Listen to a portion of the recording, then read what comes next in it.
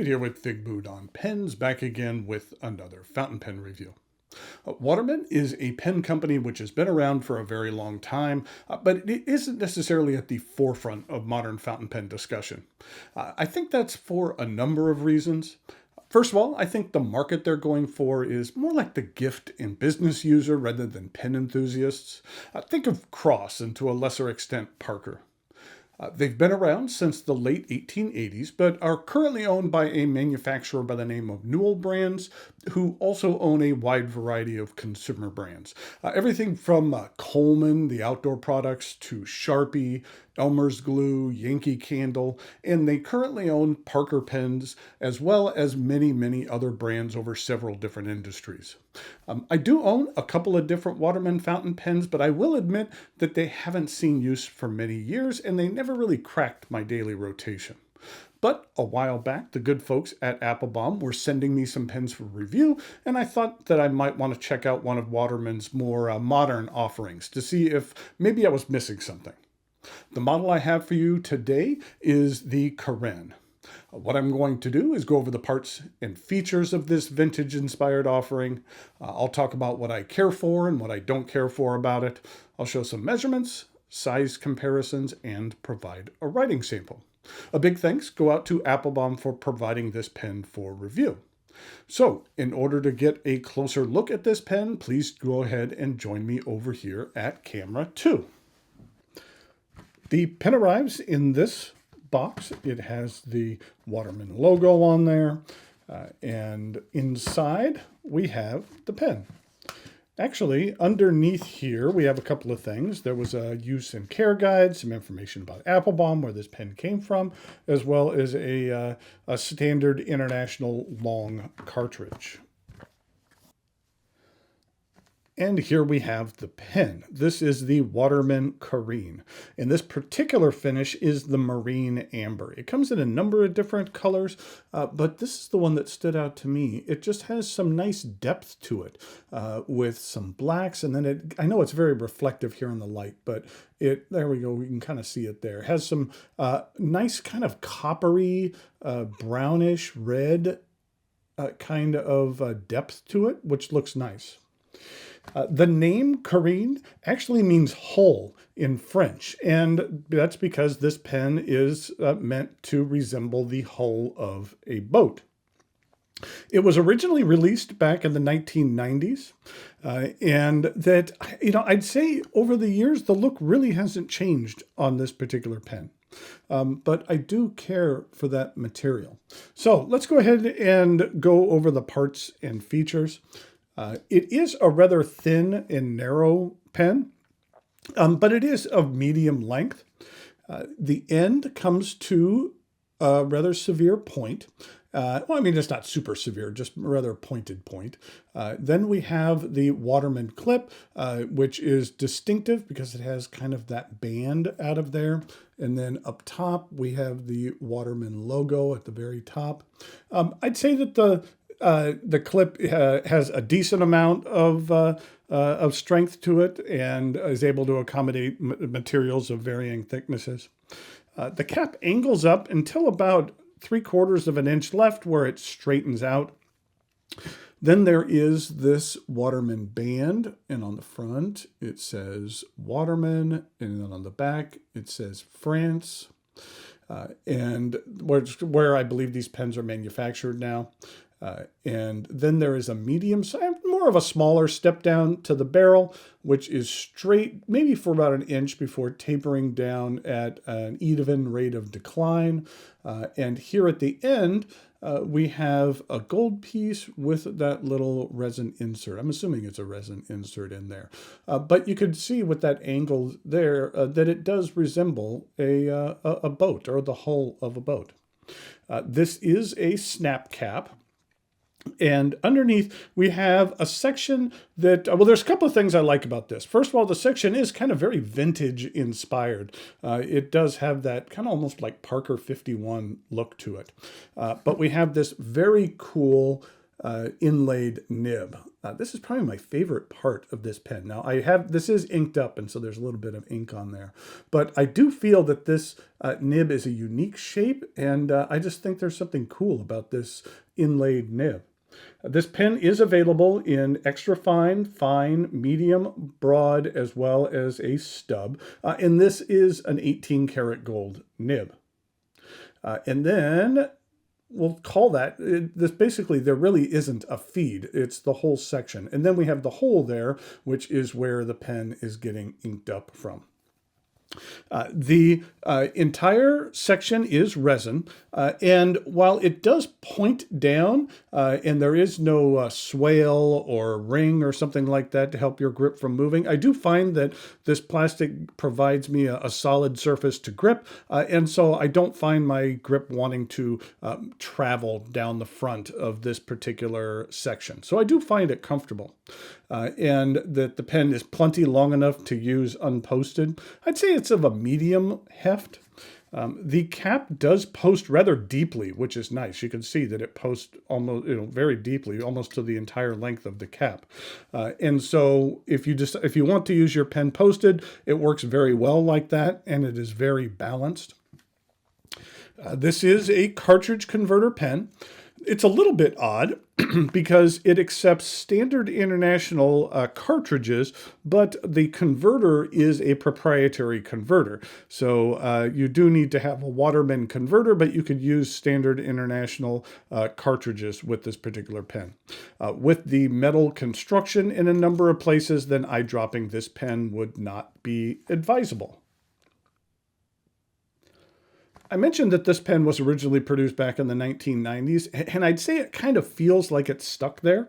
It kind of does, when I looked at this pen, it does have kind of a late 1980s, 1990s feel to it, and it isn't something that has necessarily progressed in time. Let's just say something like the Lamy 2000. Now that pen was made over 60 years ago, but even though it was made over 60 years ago, it still has a very modern look to it. And probably 100 years from now will look very modern as well, which is just fantastic about that design. I've heard that Waterman pens are the equivalent of driving a Honda Accord or a Toyota Camry. That they'll get the job done. They aren't particularly sexy, but they perform well. And I've also heard it said that the fountain pen world moved on, but Waterman just didn't keep up. And I felt that that was an appropriate description here. There's a lot of things that I really like about this pen. Like I said, I really love this nib. It performs nicely, as you'll see here in the writing sample, but I think it looks fantastic as well. I'd love to see that nib design on a real modern pen. I think that that would look fantastic. And now we'll have to discuss price, because I think that's where this pen has some of its weaknesses. The price for this pen, even though it does come with an 18 karat gold nib, is $430. And I think that that is a bit excessive for what you receive with this particular pen. I do like the nib. It does perform well. It is an 18 karat gold nib, but I think that this pen would be more appropriately priced, maybe in the mid to low 300 range. And I just think that the 430 range is a bit much for this particular offering. There is nothing wrong with it. It's just, I just don't think that that price is necessarily warranted for this particular pen. Okay, let's go ahead and take a look at some measurements and some size comparisons, and then a writing sample with this very unique nib.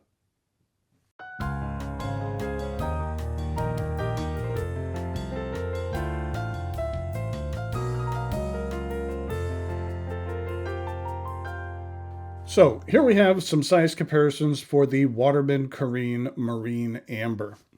I mentioned that I did have a couple of other Waterman pens in my collection. This one here is called the Phileas. This was a pen that one of my first pens that I ever purchased. Well, I went to an auction where I purchased a Mont Blanc 149 as well as a couple other things, and this was one of the pens I picked up. And you know what? After I purchased it, I just really never used it that much. This one doesn't have the inlaid nib. It has the standard nib. But that is the Phileas or Phileas, excuse me. And then I had this pen here, which I believe I got from that auction as well. And this is the Hemispheres Essential. And again, that one has a bit of a unique section and kind of feels like it's from an era in the 90s and 80s. And then this was another Phileas, which I believe is just a kind of a translucent Phileas. So this one was a lesser expensive model, but that's what it all compares to in regard to the Waterman Carène. In regard to some non-Waterman pens, this is what it looks like with the Lamy All-Star. And here it is with a Faber-Castell loom. And then here it is, just because I mentioned it, this is the Mont Blanc 149, and that's just because I purchased it at the same time as I did that other Waterman Phileas. And then finally, what I wanted to do was give you just a quick sneak peek at my next project I have coming up, which is a partnership with Gravitas. And the pen that we produced is called the Bifrost. This is, I'll go into much more detail, obviously, before this pen goes on sale. But I at least wanted to give you a sneak peek. It is based on the Gravitas flagship model, but we added some metal points here at the end with the rainbow PVD. And it has the kind of frosted resin. And then we have the PVD treated rainbow nib, as well as the metal section with the grooves. And then even here in the back portion of the housing, as well as the converter, we were able to get the PVD coating on as well. So even when it is capped, you could still see that color in there. And then also, I made sure we got a clear backing on this converter, and that was mainly so that when the pen is capped, it just doesn't that converter doesn't necessarily make for a prominent element in the pen. And I thought that that was important. I kind of liked the fact that it was somewhat clear in there and it wasn't just a big black stick that's in the middle of there.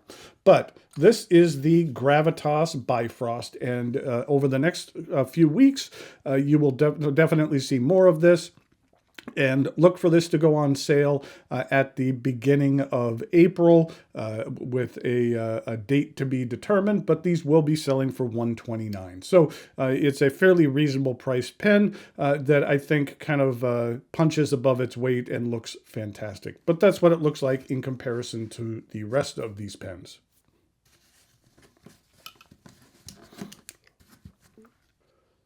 In regard to some uncapped comparisons, here it is with the Lamy All-Star and the Faber-Castell loom, and then here it is with the Gravitas Bifrost.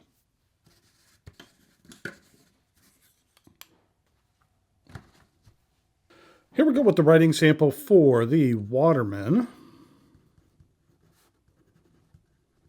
Carène. And I think there's an accent here over the E. And this is the marine amber finish.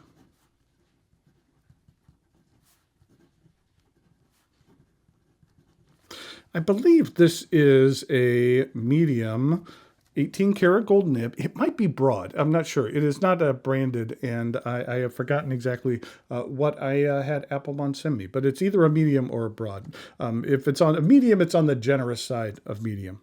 And the ink that I'm using, I thought it would be appropriate to use this ink, which is Waterman Mysterious Blue,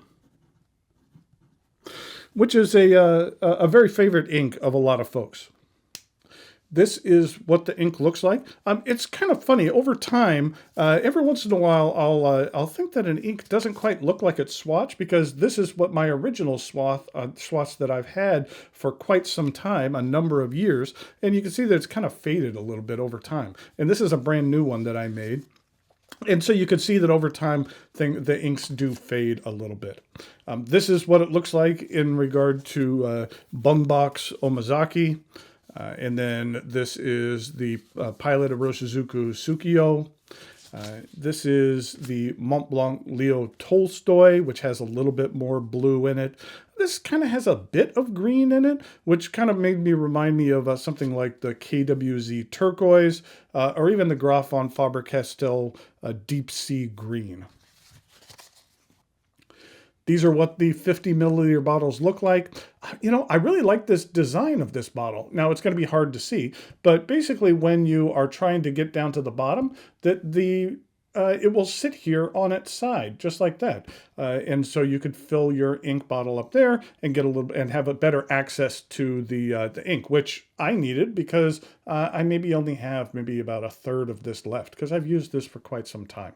And it's Waterman makes some very high quality inks. And here we go with the rest of the writing sample.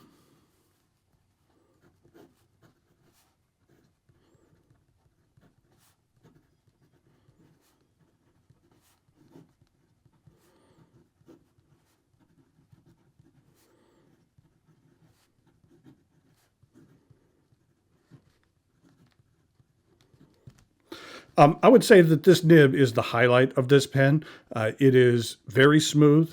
I wouldn't necessarily classify it as glossy or glassy smooth. You can get a bit of line variation out of here. And I would say that the ink flow on this nib is very generous. In regard to reverse writing,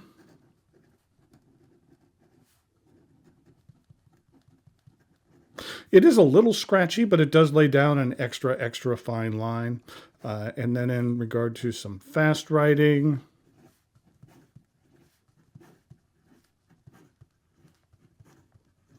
the feed keeps up very well. So there you have the Waterman Carène Marine Amber. As I had mentioned, I think that this pen and this pen company is a little bit of the company that time forgot. They seem kind of stuck a little bit in the past, but with some of the elements that I really enjoy on these pens, I wish that they would come out with something a little bit more modern, incorporating some of the historical elements of the company's history as well. I think that would make for an interesting pen. But in regard to performance, that this pen performs very, very well. Until next time, thanks for watching, and I'll talk to you later.